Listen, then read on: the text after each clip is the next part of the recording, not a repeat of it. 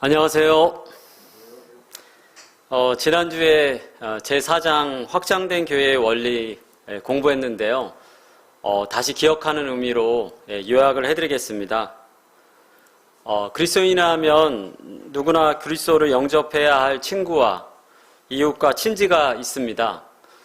모르는 사람들, 기대하기 어려운 전도 대상자들이 흔히 잘 받아들이지 않는 데 비해 우리와 친분 관계를 유지하고 있는 사람들, 기대되는 전도 대상자들은 대체로 우리의 말을 잘 받아들입니다. 조사에 따르면 교회에 정기적으로 나오는 86%의 사람들이 친구나 친지의 초청 혹은 영향을 받았다고 합니다. 그러므로 모르는 사람들을 만나 복음을 직접 전하는 방식이 성과를 얻는 유일한 방법이라고는 할 수 없습니다. 팀 전도 전략에서는 이 친분 관계를 그리스도의 말씀을 받아들일 수 있는 관계로 바꾸어 구속의 관계로 변화시키는 법을 보여줍니다. 이 친분 관계의 원리를 우리의 영향권이라고 부르고 확장된 교회의 원리라고도 부릅니다. 몇 년 전에 조사에 따르면 평균적으로 일반 신자는 교회 회원이 될 가능성이 있는 7사람과 친분 관계를 맺고 있다고 합니다.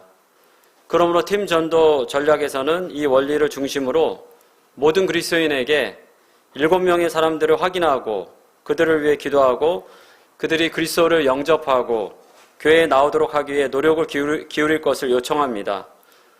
여러분은 여러분의 영향권 밖에 있는 사람들에게보다는 여러분의 개인 전도 대상자 7명에게만 일단 집중하게 된다면 여러분은 성과가 올라가는 것을 보게 될 것입니다. 전도의 은사와 팀 전도 전략에서 전도의 은사가 있는 사람들은 적극적이고 복음을 직접 전하는 성향이 있는 사람들로 엄밀히 말해 판매 중심적인 사람들이라 할 수 있습니다. 그들은 말을 걸고 마음을 터놓게 하며 요점으로 파고드는데 아무 문제가 없습니다. 전도의 은사가 있는 사람들은 전도 전담 그룹 또는 방문 전담 그룹의 일원이 되어야 합니다. 팀 전도 전략은 다음 2가지 주된 영역에서 전도자를 활용합니다. 첫 번째는요, 방문이 있습니다. 전도의 은사가 있는 사람들은 교인들에게 초청받지 않았지만 교회에 출석한 사람들을 만나고 방문해야 합니다. 다시 말하면 우리 교회를 살피기 위해 방문한 사람들을 만나는 것입니다. 두 번째는 전도 대상자 방문이 있습니다. 전도 전담 그룹은 팀원들의 요청이 있을 때 개인 전도 대상자들을 방문할 준비가 항상 되어 있어야 합니다. 어떤 성도들은 한 개인을 위해 기도하고 전도 대상으로 생각하고 있지만 그에게 복음 전하는 일을 이러저러한 일로 불편해합니다. 그들은 자기의 전도 대상자가 이미 준비되어 있다고 믿게 되면 기회를 놓치지 말고 전도팀의 누군가가 그 전도 대상자를 방문해 줄 것을 요청하고 전도자들은 팀원들을 통해 연결되어 왔던 전도 대상자들과 접촉하도록 허락을 받고 방문을 할 수 있습니다. 지난 시간에 자신의 영향권 확인법이라는 도표를 통해 우리는 자신의 영향권을 확인해 보고 우리가 관심을 가지고 있는 사람들과 친분 관계를 유지하고 있는 사람들에게 하나님의 가족 혹은 교회의 가족으로 가장 만들고 싶은 사람이 누구인지 이름을 적어보고 또 우선순위를 정해봄으로써 나의 가족, 친지, 이웃, 동료들을 우리 삶에, 교회에 그리스도께 인도하는 삶을 살 수 있습니다. 오늘은 제5장 기도의 원리에 대해서 말씀을 나누려고 하는데요. 이 팀 전도 전략이 이제 반을 지나서 이제 3분의 1을 가고 있는데 저에게 이렇게 부담이 있는 것을 이렇게 발견하게 됐습니다. 우리가 보통 이제 학교나 우리가 처한 기관에서 이 청소를 하라고 하면 청소 반장이 있지 않습니까? 꼭 제가 그 청소 반장을 맡은 것 같은 청소라는 것은 굉장히 참 좋고 또 환경을 깨끗하게 하고 또 청결하게 함으로 또 우리의 건강을 지킬 수 있는 참 좋은 것이지만 막상 청소하라고 하면 우리 몸을 들여야 되고 또 노동력도 들어가고 또 우리 자신을 이렇게 좀 헌신하는 게 있기 때문에 이제 달가워하지 않는 그런 모습들이 있습니다. 그것처럼 이 전도라는 것은 한 영혼을 하나님께 인도하고 그의 영원한 삶을 행복하게 만드는 정말 귀중하고 가치 있는 것이지만, 이 전도에 대한 얘기를 하면 내 자신을 드려야 될 것 같고 또 희생해야 될 것 같고 헌신해야 될 것 같은 생각이 들어서 부담을 갖는 것 같습니다. 오늘 다룰 이 기도의 원리도 그와 비슷하다고 생각을 합니다. 기도라는 것은 정말 중요한 것이고 또 하나님께서 이 기도를 통해서 또 역사하시고 또 축복하시는데, 저희가 막상 이제 기도에 대한 얘기를 하게 되면 또 우리 자신을 또 헌신하고 드려야 될 것 같아서 부담을 갖는 것 같아요. 이 내리 길버트라는 분도 이 팀 전도 전략에서 이 기도의 부분을 가장 쓰기가 어려웠던 부분이라고 합니다. 그냥 이렇게 넘어가려고 했는데 이 절대적으로 필요한 부분이라 다루었다고 합니다. 지금까지 수십 년에 걸쳐 많은 사람들이 참석했던 이 전도 집회들과 부흥회 등에서 기도가 성공의 중요한 요인이라는 것이 밝혀져 왔습니다. 그럼에도 불구하고 실제로 개인 전도를 다룬 책들 대부분이 기도에 대해서는 거의 다루고 있지 않았습니다. 고작해야 그 소금 뿌리기 원리라고 부르는 것을 여러 책들이 사용하고 있을 뿐이었습니다. 그 책들에서 제시하는 이 프로그램에는 기도가 프로그램의 실제적인 부분으로 포함되지도 않았습니다. 단지 프로그램을 끝마칠 때 그것에 대해 짤막한 기도를 뿌리는 것에 불과했습니다. 기도는 여담이나 전체 프로그램의 맛을 내기 위해 뿌리는 양념이 아닙니다. 기도는 전체 프로그램을 성공시키기 위해 빠뜨릴 수 없는 절대적으로 필요한 것입니다. 사람들은 기도 프로그램을 어떻게 운영합니까? 대부분의 사람들은 그룹 기도나 공적인 기도에 참여하지 않으려고 합니다. 기도 목록을 적어 나누어 줄 때 기꺼이 집으로 가져가는 사람은 몇 사람에 불과합니다. 기도 목록을 모든 사람에게 나누어 주고 기도하라고 요구할 수 있지만 이렇게 하는 것은 사실 종이만 낭비하게 만들 뿐입니다. 우리는 모든 사람에게 기도하라고 말할 수 있습니다. 사람들은 자기가 기도하고 있다는 듯이 말하지만 그들이 기도하고 있다는 것을 실제로 어떻게 알 수 있습니까? 사람들이 기도하는데 하나님께서 응답하지 않으신다거나 기도하지 않는데도 구하는 것을 얻는다는 말은 절대 할 수 없습니다. 네 가지 그 기도 유형이 있는데요. 이 기능면에서 볼 때 기도에는 네 가지 유형이 있습니다. 첫 번째는 이 사적인 기도, 두 번째는 이 공적인 기도, 세 번째는 개인 기도, 네 번째는 그룹 기도입니다.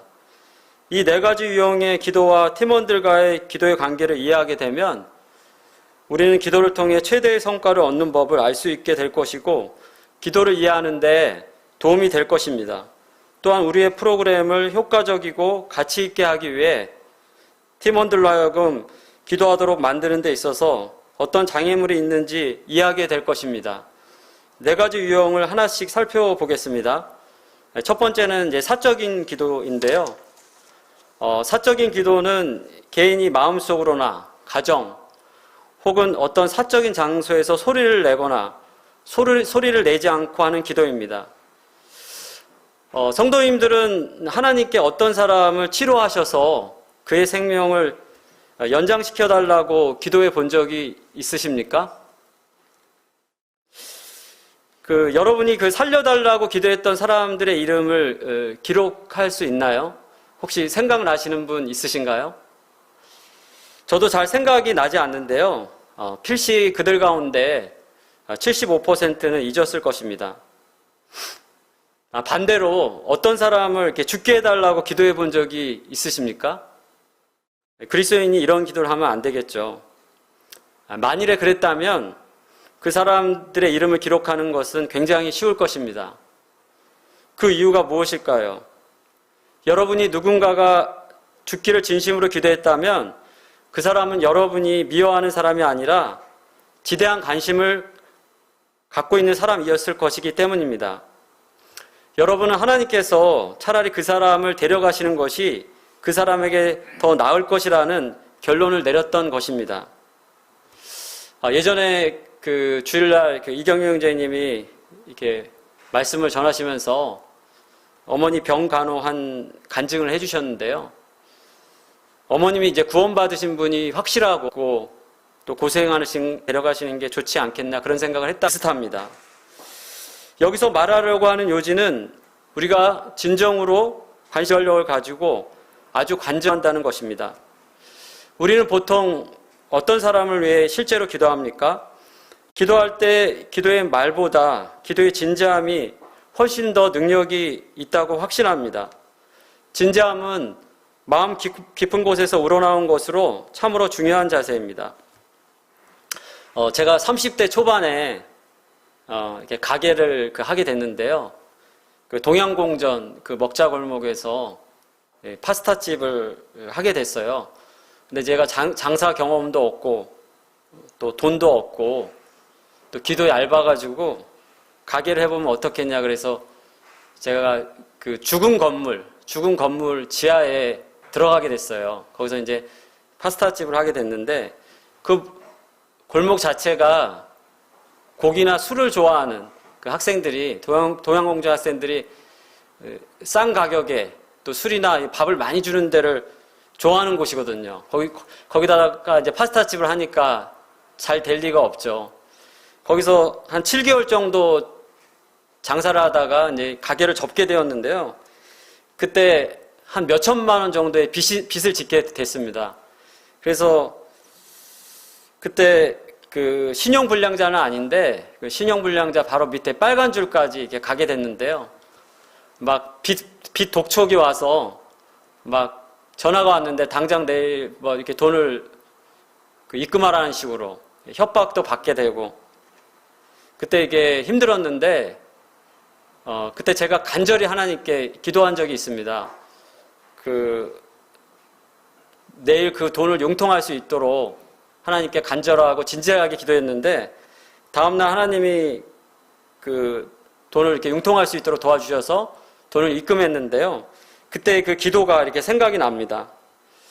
우리는 그 진지함이 없이 자꾸 반복해서 기도한다거나 모르는 사람들의 명단을 읽으면서 기도할 때 우리가 진정으로 관심을 가지지 않는다면 그것은 모두 쓸데없는 반복이 될 것입니다. 하나님께서는 어떤 사람들에게 특별한 기도 사역을 맡기셨습니다. 우리는 이 사람들이 교회에서 몇 %에 불과하다는 것을 인정해야 합니다. 보통의 신자들은 이 특별한 사역을 하지 않습니다. 우리가 기도할 때 우리의 기도 대상이 우리가 관심을 갖고 있는 사람들의 친구일 때는 효과적일 수 있지만 단지 긴 명단을 우리가 읽으면서 모르는 사람들과 잘 알지도 못하는 문제들을 위해 기도한다면 시간만 낭비하는 것임을 우리가 인정해야 합니다. 이런 기도는 효과가 없을 뿐만 아니라 대개의 경우 일반 신자들은 명단에 적힌 사람들을 위해 실제로 기도하지도 않습니다. 왜냐하면 그들이 자기의 삶에 직접적인 영향을 끼치지 않기 때문입니다. 제가 이제 10년 전에 그리스도인 훈련원에 들어가서 10개월 정도 공부를 했는데요. 이 그리스도인 훈련회에서는 2달에 한 번씩 기도 집회를 합니다. 그래서 조를 나눠서 기도를 하는데 그때 이제 그 열린문에 올라 있는 그 선교사들 가정을 위해서 이렇게 기도하는 시간을 가졌어요. 근데 이제 제가 잘 알고 있는 이 선교사를 기도할 때는 좀 기도가 좀 와닿고 좀 진지한 면이 있었는데 제가 모르는 선교사나 또 그 교회 성도들이나 또 모르는 구도자들을 위해 기도할 때는 간절함이 좀 떨어지고 또 진지하지도 않고 저희 기도가 이렇게 하나님께 올라간다는 생각이 들지 않고 기도 시간이 지루했습니다. 제가 이제 군포 번영로 교회에 온 지 이제 한 11개월 정도 됐는데요.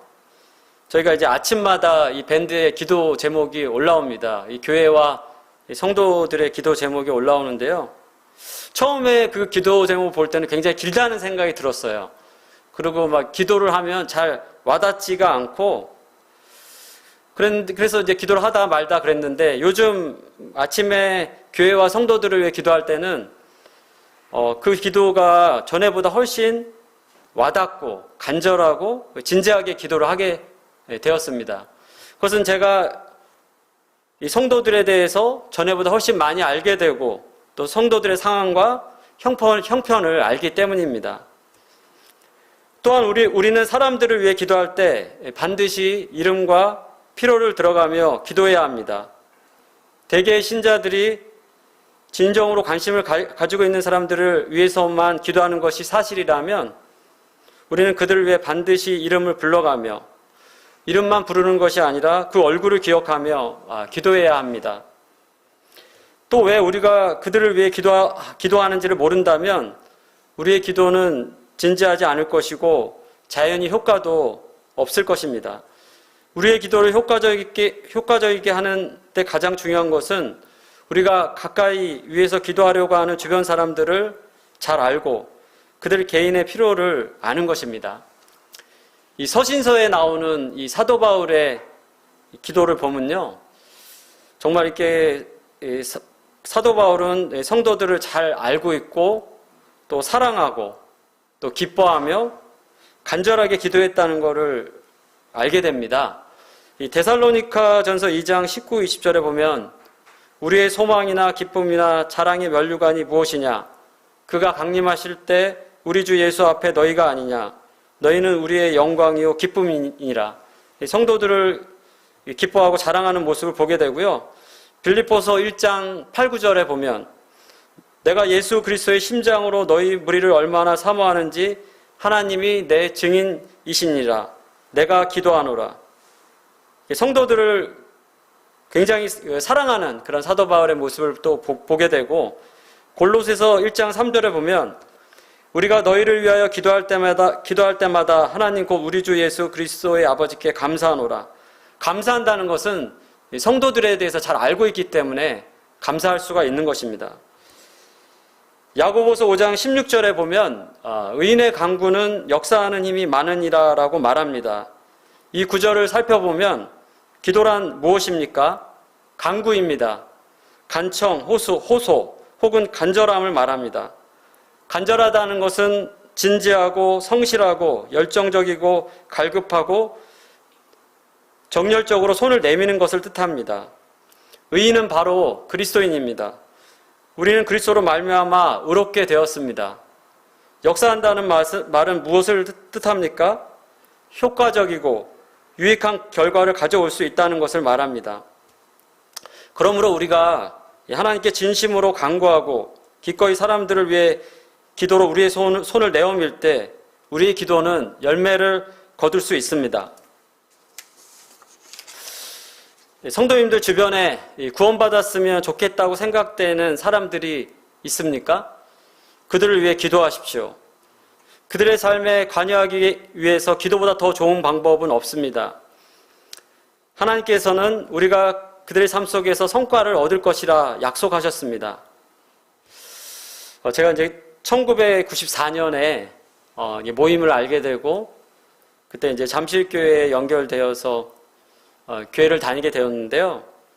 그때 이제 잠실교회에서는 그 지역교회와 연합을 해서 1995년부터 이 빌라델피아 찬양단이 이렇게 결성이 되었어요. 그래서 2년부터 이제 찬양 캠프를 하려고 이렇게 준비를 했는데요.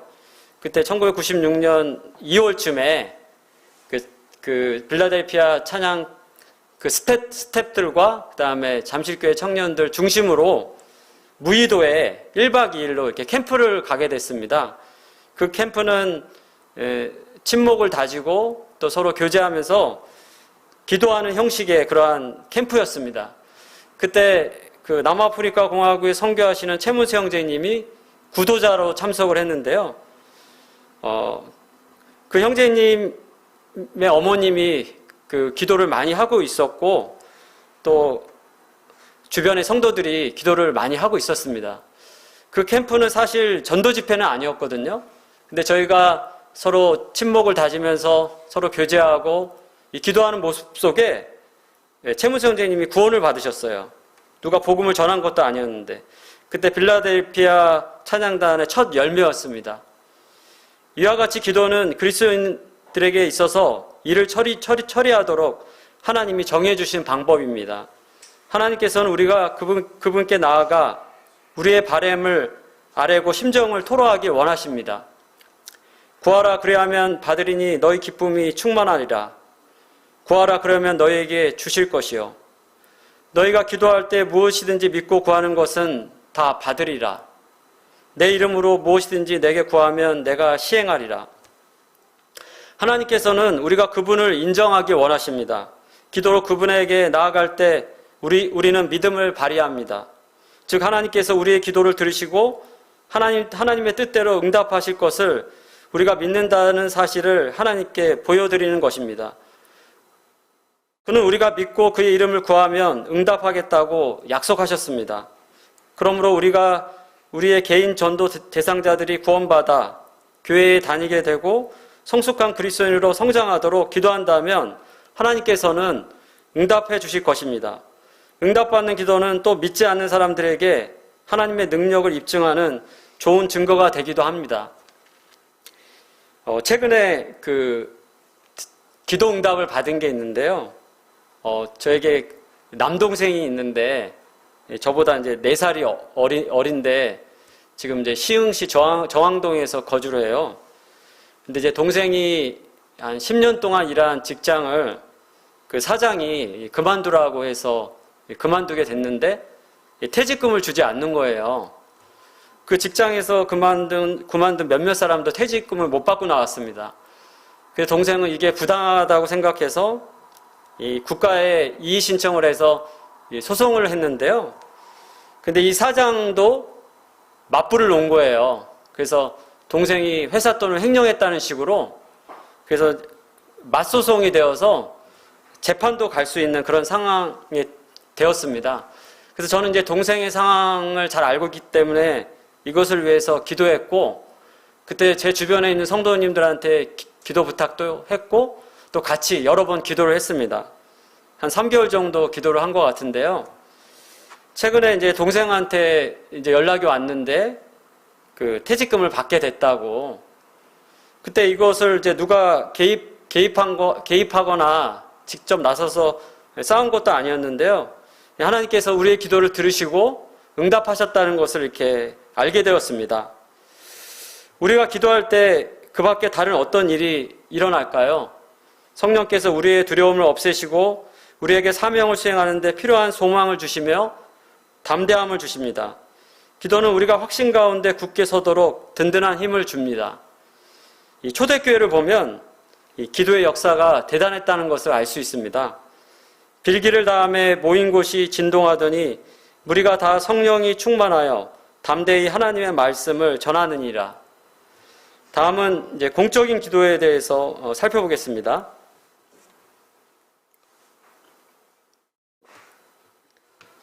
이 공적인 기도란 한 사람 이상이 참석한 곳에서 큰 소리로 하는 기도라 정의할 수 있습니다.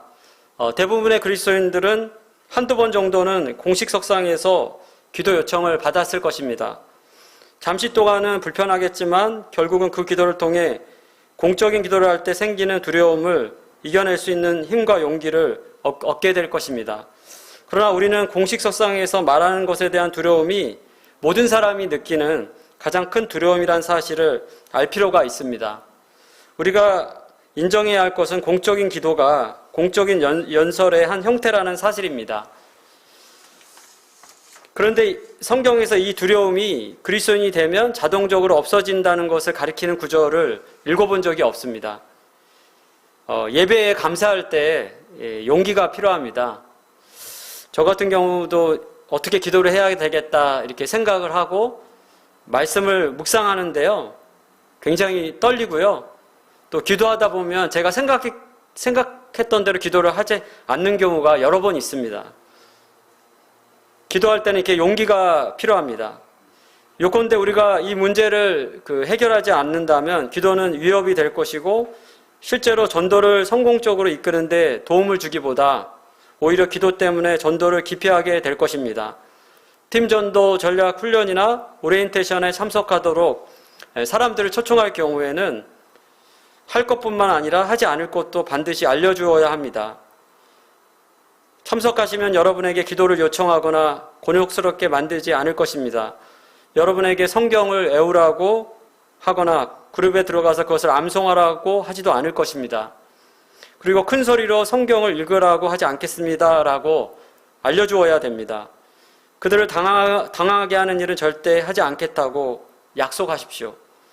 대부분의 일반 성도들은 대체로 개인전도 강습에 참석하면 위와 같은 것을 강요받을 것이라 생각을 합니다. 두려움을 다루는 데 있어서 큰 문제는 두려움이 문제라고 생각하는 사람들이 별로 없다는 것입니다. 하지만 이런 종류의 두려움을 당하는 사람이 가장 하기 어려운 것은 두렵습니다라고 말하는 것입니다. 다음은 이제 개인 기도에 대해서 이제 살펴보겠는데요. 이 팀 전도 전략의 목적상 개인 기도는 각 참가자나 팀원들이 자기 영향권 안에 있는 전도 대상자들을 위해 공적으로나 사적으로 하는 기도라고 정의할 수 있습니다. 팀 전도 전략에서 기도의 실제적인 능력이 나타나는 곳은 개인 기도에서입니다. 개인 기도는 사람들에게 자기가 가장 관심을 가지고 있는 사람들을 위해 일정한 토대 위에서 기도하게 하므로 침투의 원리를 활용합니다. 즉, 각 개인은 기도 명단과 기도 수첩을 가지고 다닙니다. 그래서 여러분의 전도 대상자인 주위 사람들의 필요를 늘 의식하고 기도하도록 해줍니다. 기도는 여러분으로 하여금 그들의 필요를 늘 생각하게 하면서 하나님과 교제하게 해줌으로써 더욱 효과적으로 그들과 관계를 가지도록 만들어줍니다. 여기 기도의 원리 가운데 이제 불완전한 교제에 대한 그림이 있는데요. 이 불완전한 교제의 이 삼각형에서 교제의 선을 주목해 보십시오. 이 그림에서 이 하나님 또는 기도 없이 어떤 교제가 이루어지는가 보십시오. 교제는 그 여러분과 여러분의 개인 전도 대상자 두 방향 사이에서만 이루어집니다. 그렇지만 어떤 경우에는 일방적이 될 수 있습니다. 왜냐하면 이 전도 대상자가 여러분을 잘 받아들이지 않을 수 있기 때문입니다. 그렇게 되면 여러분이 전도 대상자의 필요와 관련해서 말하는 것은 거의 불가능해집니다. 다음 그림은 이 완전한 교제에 대한 그림인데요. 그렇지만 그림에 이 하나님과의 기도가 들어가면 이 삼각형은 완전해지고 새로운 교제의 선이 나타납니다. 이 잠언 19장 29절에 보면 여호와는 악인을 멀리하시고 의인의 기도를 들으시느니라는 말씀이 있고, 요한복음 9장 21절에 보면 하나님은 죄인을 듣지 아니하시고 경건하여 그의 뜻대로 행하는 자는 들으시는 줄 우리가 아나이다라는 말씀에 따르면 하나님께서는 이 비그리스도인의 기도를 듣지 않으십니다. 그러나 이 사도행전 2장 37, 38절에 보면 저희가 이 말을 듣고 마음에 찔려 베드로와 다른 사도들에게 물어 가로되 형제들아 우리가 어찌할꼬 하거늘 베드로가 가로되 너희가 회개하여 각각 예수 그리스도의 이름으로 침례를 받고 죄사함을 얻으라. 그리하면 성령을 선물로 받으리니에 따르면 하나님께서는 이 전도 대상자에게 죄, 이 하나님을 거부한 죄를 깨닫게 해주실 것입니다. 하나님께서는 전도 대상자의 필요를 아십니다. 그리고 하나님은 그가 여러분의 말을 잘 받아들이도록 하기 위해서 무엇이 필요한지 아십니다. 그러므로 하나님께 기도하면 여러분이 전도 대상자의 필요를 채우고 그와의 교제를 돈독히 하기 위해 더욱 민감하게 관심을 가져야 할 영역들에 대해 하나님께서 말씀해 주실 것입니다. 전도 대상자의 교제의 선이 늘어난 것을 주목해 보십시오. 기도가 없었을 때는 겨우 2개 혹은 하나였는데 지금은 5개입니다.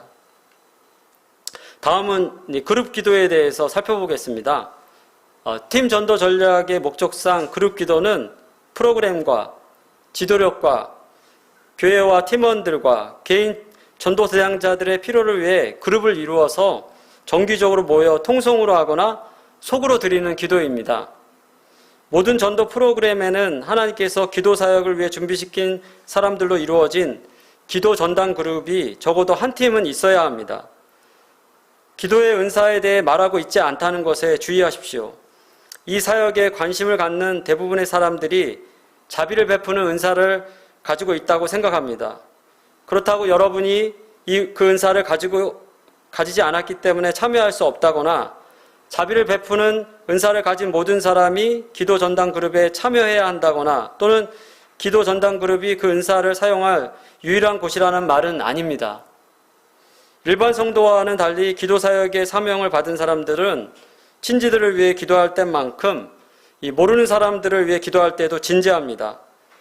단순히 그들이 낯선 사람에 대해 들어본 적도 없고 그의 필요들에 대해 알지 못한다고 할지라도 그들의 기도는 헛된 반복이 아닙니다. 그들은 진심을 다하여 기도합니다.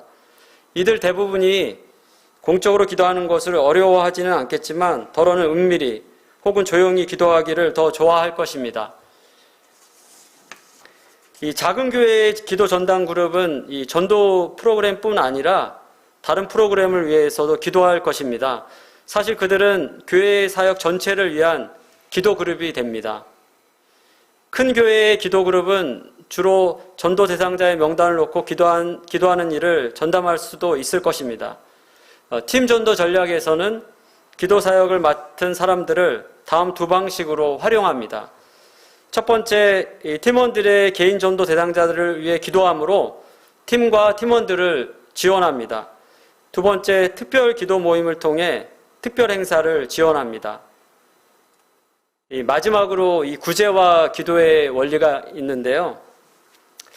저희들이 자주 이렇게 실수하는 것 중에 하나가 있는데, 이 찬양에 대해서, 이 찬양은 하나님을 예배하는 거고, 또 하나님의 어떠하심을 높여드리는 거고, 또 하나님을 경배하는 그런 행위인데요. 근데 저희가 이 찬양을 예배 전에 예배를 준비하기 위해서 찬양을 한다거나 아니면 어떤 모임을 하기 전에 준비하기 위해서 이렇게 찬양을 할 경우가 있는 것 같아요. 그래서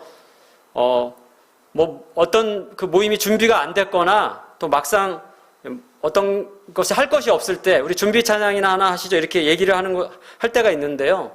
이럴 때는 이 찬양을 격화시키는 것이라 이렇게 생각을 합니다. 이 구제와 이 기도의 원리도 마찬가지입니다. 여러분 중에 나는 다른 것은 할 수 없을지는 몰라도 언제든지 구제는 할 수 있습니다라고 하던가, 혹은 많은 경우에 저는 언제든지 기도는 할 수 있습니다라고 말하는 것입니다. 어떤 의미에서 이러한 태도는 나는 교회에서 할 수 있는 것이라곤 아무것도 없기 때문에 섬김의 은사라도 있어야 됩니다, 이렇게 말하는 사람들의 태도와 비슷합니다. 실상은 그들이 보이고 있는 태도는 섬김의 은사를 하찮게 여기는 것이며 그것이 중요하지 않다고 말하고 있는 것입니다. 우리가 구제나 기도에 대해서 그런 말을 할 때도 마찬가지입니다. 이런 식으로 기도를 말할 경우에 우리는 다음과 같은 두 가지를 하고 있는 것입니다. 첫 번째는 우리는 기도를 최하위의 우선순위에 놓고 있는 것이며 하찮게 여기고 있는 것입니다. 다시 말해 기도가 중요하지 않다고 말하고 있는 것입니다. 두 번째, 우리는 사람들로 하여금 우리의 이런 말을 책임회피 수단으로 이용하게 함으로써 본래 타고난 재능을 사용하지 못하게 만드는 것입니다. 우리 모두는 기도하는 것뿐만 아니라 하나님이 주신 은사를 사용하여 일을 해야 합니다. 결론의 말씀 드리겠습니다. 여러분이 여러분의 복음 전도 사역을 효과 있게 하기 위해서 할 수 있는 일 중에 이 팀원들과 기도 전담 그룹을 기도 사역에 계속적으로 참여하도록 격려하고 발전시키는 것 이상 중요한 것은 아마 없을 것입니다. 우리가 사람들의 이름과 필요를 다하여 우리의 전도 활동을 기도로 적실 때 우리는 우리의 가장 관심이 있는 사람들의 필요를 가지고 직접 하나님께 나아가는 것입니다. 바꿔 말하면 하나님께서는 전도 대상자의 필요가 어떻게 공급되는가를 우리에게 보여주는 수단으로 기도를 사용하십니다. 그 필요들이란 궁극적으로 전도서 사양자들을 구원에 이르게 하며 그리스도 안에서 성숙시키는 것입니다. 네, 말씀을 마치겠습니다.